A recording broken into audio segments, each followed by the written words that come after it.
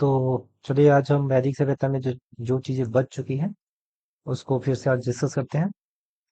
तो आज हम डिस्कस करेंगे कि ऋग्वैदिक कालीन जो संस्कृति थी वो क्या क्या थी। तो उसके बारे में अगर देखें तो ऋग्वैदिक संस्कृति में क्या क्या, तो उसकी राजनीतिक व्यवस्था कैसी थी, सामाजिक व्यवस्था कैसी थी, फिर आर्थिक जीवन कैसी थी, धार्मिक जीवन कैसी थी, इन सब के बारे में एक एक करके हम लोग चीजों को चर्चा करेंगे। अगर हम पहली चर्चा करें तो पहला हमारा राजनीतिक व्यवस्था में हम क्या देखेंगे, हम देखेंगे कि जो राजा था उसकी क्या-क्या शक्तियाँ थी, फिर वो राजा के जो पद थे उस पद पे क्या-क्या उसकी प्राथमिकताएँ थी, फिर राजा के अधिकार क्या-क्या थे, फिर ऋग्वैदिक कालीन जो प्रमुख जन थे, उन जन का क्या कंट्रीब्यूशन था, क्या योगदान था, फिर न्याय प्रशासन कैसी थी ऋग्वेद काल में, फिर राजनीतिक जो ऋग्वैदिक जो प्रमुख संस्थाएँ थी, उन संस्थाओं में कौन-कौन सी संस्थाएँ प्रमुख थी।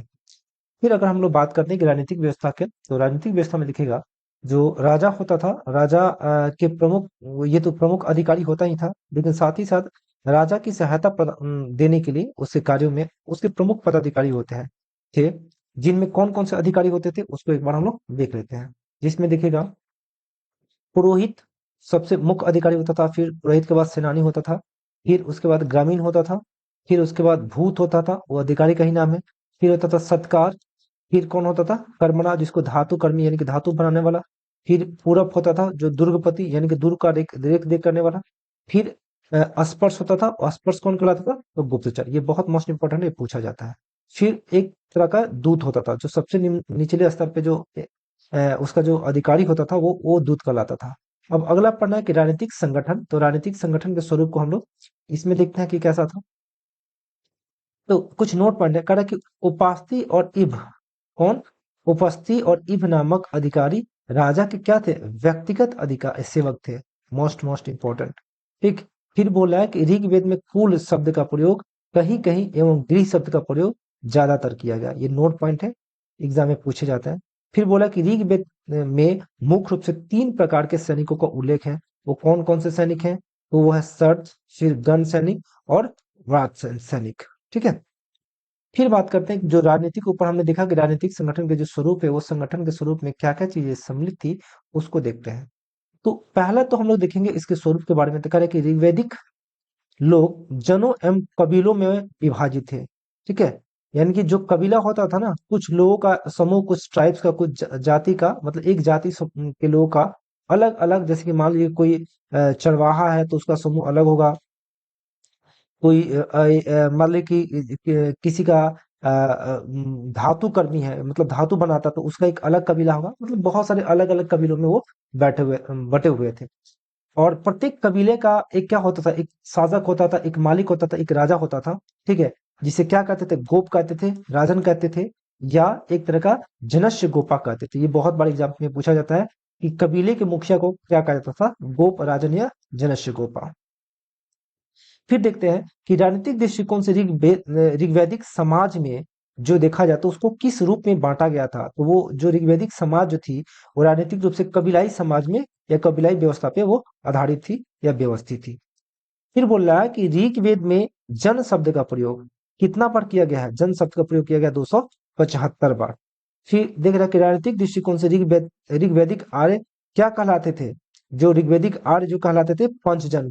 पंचजन का मतलब क्या था, क्योंकि इसमें 5 जन सम्मिलित थे, जिसे कि बोल रहा है कि क्योंकि इनके 5 कबीले थे। वो 5 कबीले कौन कौन थे, तो यदु, अनु, ध्रुवीय, तरु और पुरवस। ये एग्जाम में पूछे जाते हैं, मोस्ट मोस्ट इंपॉर्टेंट है ये। फिर बोला कि राजा का जो पद होता था वो क्या होता था, वंशानुगत पद होता था, किंतु राजा पर नियंत्रण हेतु अनेक संस्थाएं थी, जिन संस्थाओं में सभा और समिति प्रमुख था।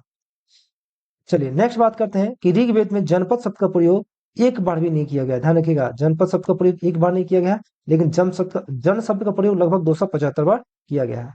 फिर देखते हैं कि ऋग्वैदिक कालीन जो प्रमुख संस्थाएं थी उन संस्थाओं में कौन कौन सा था। तो पहला है विदत, फिर सभा, फिर समिति, और अन्य में 2 थे, एक गण था और दूसरा परिषद होता था। तो देखिए ये जो सभा और समिति है वो आगे भी उत्तर वैदिक काल में चलता रहेगा, लेकिन ये विदत जो है वो एक तरीके से उत्तर वैदिक काल तक आते आते इसकी समाप्ति हो जाएगी, यानी कि ऋग्वैदिक काल में ही ये मुख्य रूप से रहेगा। तो इसमें देखिएगा, इसमें जो तथ्य है उसमें क्या है कि ऋग्वेद में इसका उल्लेख कितना बार किया गया, 22 बार। फिर बोला कि ऋग्वेद की ये प्राचीनतम जन संस्था है। सबसे प्राचीनतम, ये अगर पूछा जाए कि सब में, तो सबसे प्राचीनतम में विदत क्या है, सबसे प्राचीन है।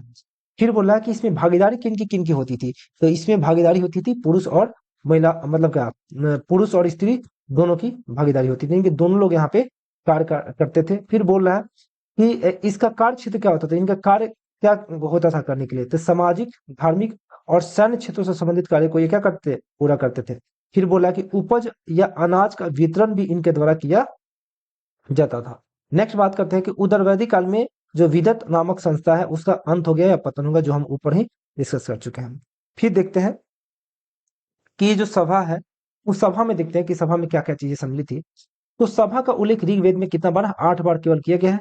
और इसमें भी महिला यानी कि मेल और फीमेल यानी कि पुरुष और महिला दोनों लोग मतलब उसमें शामिल होते थे। जैसे कि आज देखिएगा लोकसभा राज्यसभा में महिला पुरुष दोनों एज ए मेंबर काम करते हैं, सदस्य के तौर पर काम करते हैं।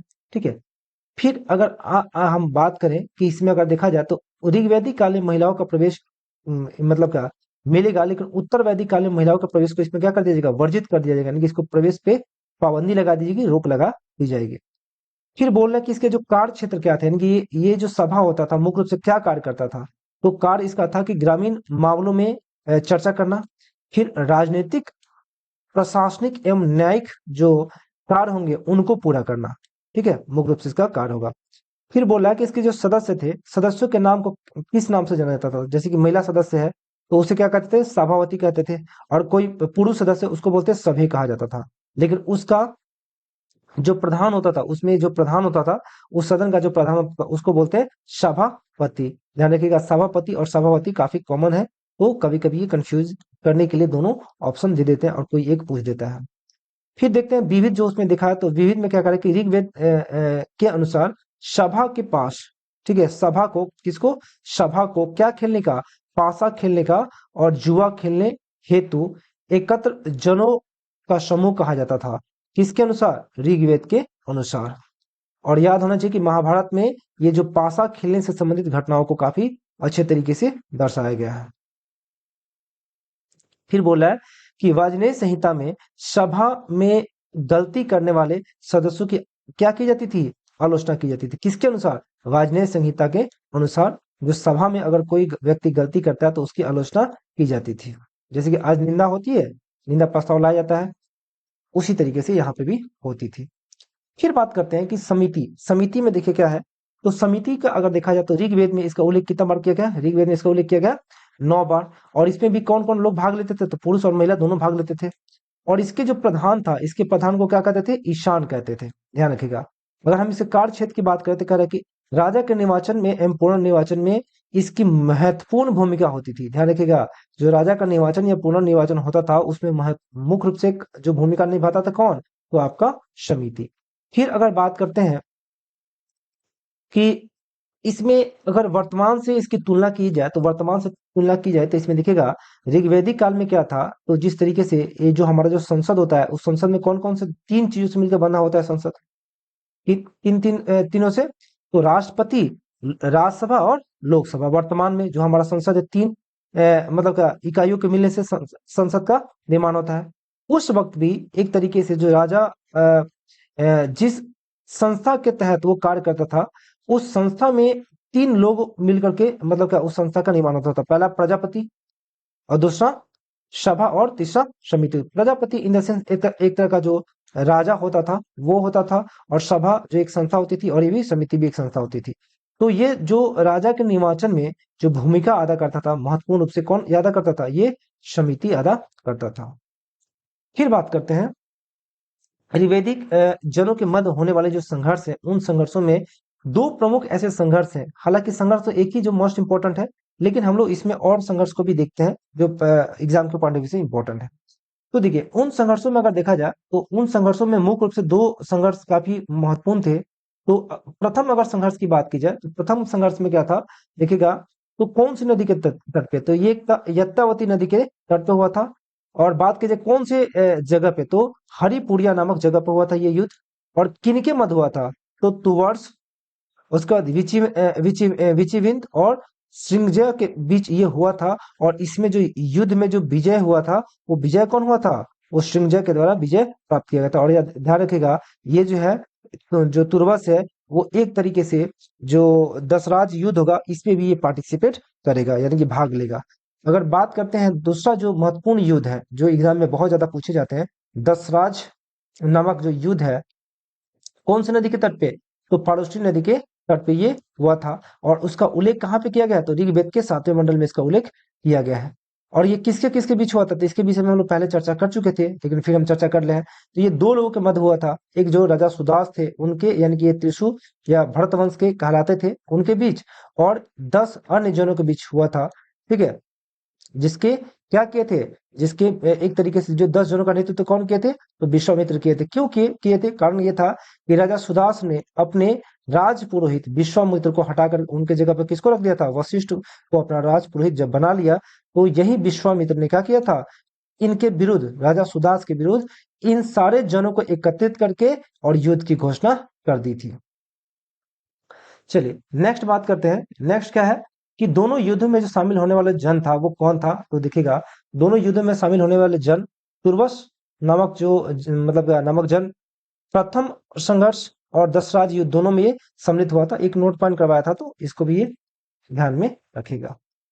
अब देखिए बात नेक्स्ट है कि थोड़ा सा, हालांकि ये क्वेश्चन आंसरिंग है, तो इसमें देखिए कह रहा है कि क्या, जैसे कि हम जानते हैं कि जो वैदिक सभ्यता थी, वो वैदिक सभ्यता क्या थी? वो एक ग्रामीण सभ्यता थी। लेकिन सवाल ये है, जैसे कि हड़प्पा सभ्यता क्या था?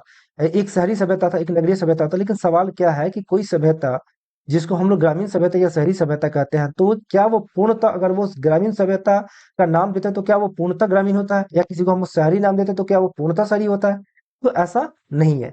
हाँ, ये बात सही है कि किसी भी सभ्यता को जब उसका हम नामकरण देते हैं, तो इस बात की संभावना होती है कि उस सभ्यता में उस चीज से संबंधित, यानी कि नगरीय कहते हैं तो नगर से संबंधित, यानी कि नगर के लिए जिन जिन घटकों की आवश्यकता होती है, उन घटकों की जो मात्रा है वो ग्रामीण के अपेक्षा अधिक मात्रा में होगी। इसलिए हम उसको नगरीय सभ्यता या जिस भी सभ्यता से संबंधित उस सभ्यता को हम लोग नाम दे देते हैं।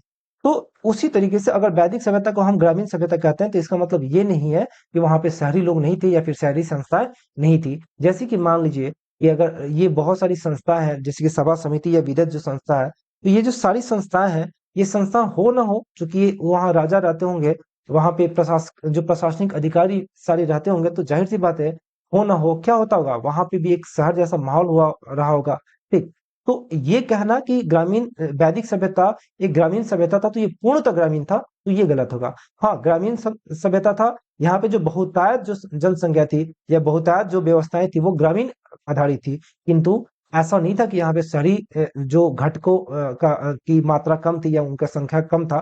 तो शहरी भी बहुत सारी चीजें ऐसी थी, लेकिन उनकी जो संख्या थी वो अपेक्षाकृत कम थी।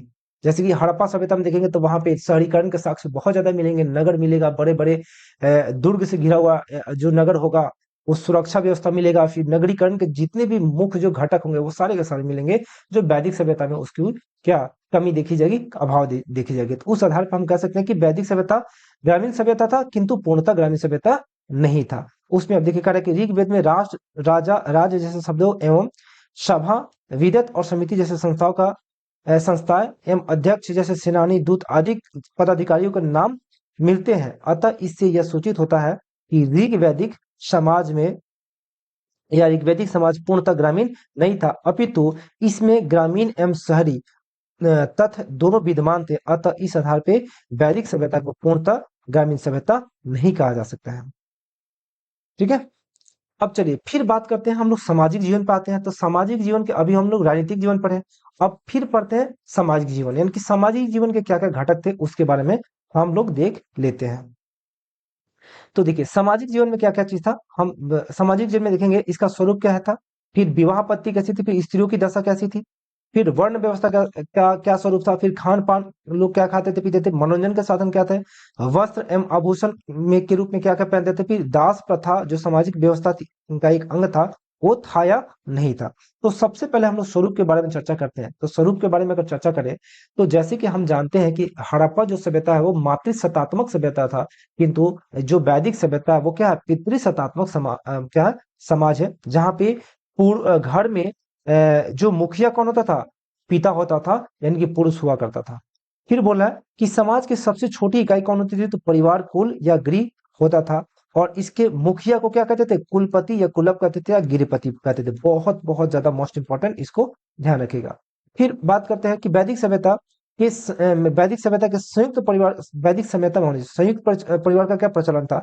यानी कि संयुक्त परिवार कहने का मतलब कहाँ पे, यानी कि चाचा चाची, नाना नानी, जो है दादा दादी, सब कोई एक साथ रहा करता था। यानी कि जब सब कोई एक साथ रहे तो उसको बोलते हैं संयुक्त परिवार। और इस तरह की सभ्यता, इस तरह की संस्कृति या इस तरह का समाज कहाँ पे था, तो वैदिक सभ्यता में मौजूद था। जैसे कि इसमें देखिएगा प्रचलन था, तो इसमें कौन, नाना नानी, दादा दादी, चाचा चाची, सब कोई क्या करता था, एक साथ रहा करता था। फिर बोल रहा है कि वैदिक सभ्यता में जो संयुक्त परिवार होता था, उसके लिए कौन सा शब्द का प्रयोग किया जाता था, उसके लिए नृत्य शब्द का प्रयोग किया जाता था। Most most important. चलिए आगे देखते हैं। आगे क्या है कि कह रहा है कि ऋग्वेद में जो गोत्र शब्द का प्रयोग किया गया है, कौन से शब्द का, गोत्र शब्द का प्रयोग किया गया है, जिसका अर्थ क्या है, क्या लगाया गया, तो जिसका अर्थ लगाया गया है गोष्ठ। यानी कि ये जो गोत्र शब्द का प्रयोग किया गया है, इसका अर्थ क्या होता है, गोष्ठ होता है। और गोष्ठ शब्द का से तात्पर्य वह स्थान होता है जहां पे समूचे कुल का क्या बांधा जाता है, गोधन पाला जाता है। गोधन मतलब क्या, गाय। इनडायरेक्टली आप यहाँ पे समझ जाइएगा कि इस कालखंड में, इस वैदिक सभ्यता में गाय की जो प्रधानता है या गाय की जो इंपॉर्टेंस होगी, इसकी जो महत्व होगी, बहुत ज्यादा होगी। इसलिए देखिएगा यहाँ पे बहुत सारी चीजों का जो नाम लिया गया है वो गो के ऊपर, यानी कि गोप देखेगा, गोपति देखेगा, गिरपति देखेगा, तो वो क्या है, गोधन। गोधन के ही नाम पे चीजों का वर्णन किया गया है। और गोधन का मतलब होता है गाय। गाय जहाँ पे पाला जाए, यानी कि जहाँ पे समुचित कुल का क्या पाला जाए, गाय पाला जाए, उस स्थान को क्या कहते थे हम लोग, गोधन कहते थे। और गोधन जो है, इस गोधन का जो पर्यायवाची क्या था, तो गोष्ठ था। और गोष्ठ का अगर देखा जाए तो पर्यायवाची क्या था, तो गोत्र था। फिर देखते हैं कि ऋग्वैदिक काल में जो हमने विवाह को देखा था, कि विवाह की जो पद्धति थी, वो विवाह की पद्धति कैसी थी, उसको देख लेते हैं। तो कह रहा है कि ऋग्वैदिक काल में विवाह को क्या माना जाता था, ऋग्वैदिक काल में विवाह को एक संस्कार माना जाता था।